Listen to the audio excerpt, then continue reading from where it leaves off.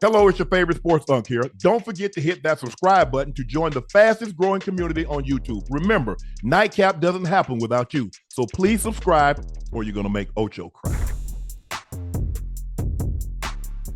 Ocho, Jason Kidd says some are comparing the Babe Ruth, Luka with AD. They're comparing that trade to when Babe Ruth, the Red Sox, traded Babe Ruth to the Yankees for $100,000 because the owner wanted to finance a movie, which is kind of cool in regards to the Luka trade. Right. I mean, if you're the Yankees, it's pretty cool. Yeah. Not if you're the Red Sox, because it was 80 years. You was 80 years and you was cursed. So I don't know the prism or the lens in which J. Kidd is looking at this through, but he's on the wrong end of this trade currently. So for the Yankees, yes, it's very cool. Right. Excuse me. For the Lakers, it's very cool, like it was for the Yankees, because they got Babe Ruth. Yeah. The team that traded Babe Ruth, there was an 80-year stretch where it wasn't cool. It wasn't good. And I think the lens that he's looking at it from, he's looking at it on how great Babe Ruth was, not only when he left the Red Sox, but what he was able to do for the Yankees once he got there. And I think Jason Kidd can also see long-term the visual effects of having Luka and how consistent he's going to be with the Lakers. And it's almost a shot at his own organization, huh? Yeah. It's a shot at his own organization, because how could we do this where you're comparing the trade of Luka to the Lakers to that of Babe Ruth leaving the Red Sox to go to the Yankees? Yeah, because we know what he did for the Yankees. It catapulted them and put them in a stratosphere, and they now, as far in terms of baseball, they're the number one baseball team. The Yankee pinstripes. Yep. Nobody else has a Yankee pinstripe, right, or has a signature or Seville, Savile Row, whatever you want to call it, where they're named after something like, man, them the Yankee pinstripe. Nobody else has that. Babe Ruth trade Boston and New York for cash, universally regarded as one of the worst sports trades in history. Yeah. The Yankees became the Yankees. The Red Sox suffered a curse of the Bambino by not winning the World Series for 86 years. Woo. I don't know if the Dallas fans are going to be happy if they don't win a championship for 86 years. Well, it's likely looking to going down that way unless someone magical comes along in free agency. Someone magical comes along that's a one and done in college. It ain't looking too pretty. Well, let's see what happens when Kyrie gets back. Hey, stop. When Kyrie gets back, AD with the team they have Gafford, they have Lively, they got 3 live active bodies that you can play AD at the 4. Now, when you really need him, you can play him at the 5 late in the ball game, which he likes to be, which he plays his best when he's at the 4, but he can play the 5 last 5 minutes of the ball game. Right. So you got 3 active bigs with Gafford, AD, and Lively. Likely. It's likely. Lively. There, yeah, Lively the second.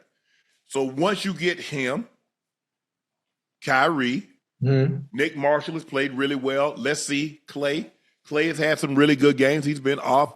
Obviously, we know Clay is not what he once was, but he can get hot. He can catch fire. Yeah, most definitely. So let's see. Right now is really not the time. I know everybody's looking at the trade in a vacuum because what Luka is doing for the Lakers, and especially what he did last night. Yeah. But let's give this trade a year or two. Then we can really assess it. Says, okay, because what happens if the Mavericks are in the finals? What happens if they turn this thing around? So, no, I think with Kyrie, Ocho, we know Kyrie is an all-star. Anthony Davis is an all-NBA and an all-star. So 2 of those guys with the team that they got, obviously they could probably make some moves. Now, what's to say they don't make a move and could possibly land KD? Now, are you still upset? No, I'm not. Kyrie and AD? But hold on, we keep talking about Kyrie. Listen, I love Kyrie. I love everything that he does, right? Everything that he can do, especially being one of the greatest dribblers of the ball and being able to create his own shot. But Unc, he's coming off an ACL tear. How do we know what Kyrie we're getting coming off of that? Can he come back and still have the same lateral movement, the same quickness, still be able to do the same things he did that made him special when he has a ball in his hands? We don't know that yet. I believe he will, considering the way medicine is and the way these guys come back now. Right. It used to be a death sentence when you had an ACL back in the 70s, maybe even the 80s. Right. But now with the way medicine is, Ocho, these guys coming back in 7-8 months. Now basketball players, they normally err on the side of caution. Yes, sir. So he probably won't be back until after the new year. So 26 possibly would be the earliest that you're going to see Kyrie. But I have no doubt in my mind that he's going to come back and be the same Kyrie. He's still going to be dynamic. He's still going to be electric. And now you pair him with AD, and who knows what they're going to do. I don't believe they're standing pat.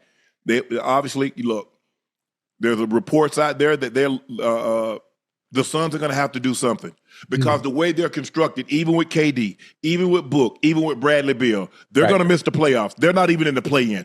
So you can't keep this team the same. Right.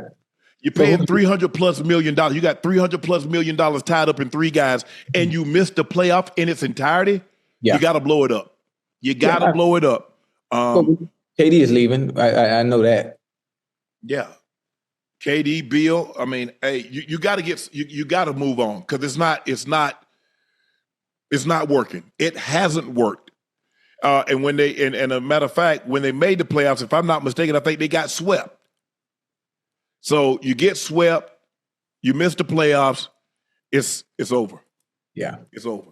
So let's see what they do. But yeah, J Kid, I don't know. I mean, you look at this thing. I think you look at it upside down. Had you got Luka, you could say, yeah, we can compare this. But y'all shipped Luka out.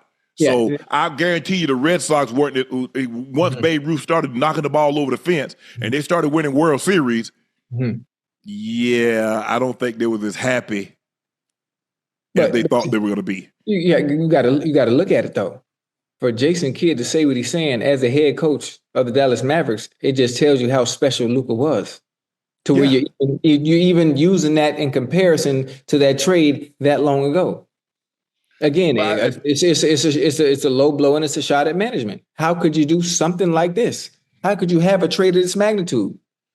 Because he's comparing it to that of Babe Ruth leaving the Red Sox. Right. And plus the thing is, Luka's 26. He didn't ask to be traded. Babe Ruth didn't ask to be traded. The owner wanted to finance a play and he needed money, and hey, it happened. And they traded, if I'm probably mistaken, them because they're in the same division now. I don't know if they were back then, but you traded him to a division rival. So it's crazy that it happened. But hey, I don't know if crazier things have happened, but we'll see. Right. But I think you're going to have to give this deal. I can't look at it this year. Kyrie got hurt. AD was hurt for a large stretch. I think he missed 20+ games. After he got there, played great the first 3 quarters of a game and was outstanding. And then he got injured and he missed some time. So let's see over the next 2 to 3 years how this trade play out, because we might look at it totally different. Yeah.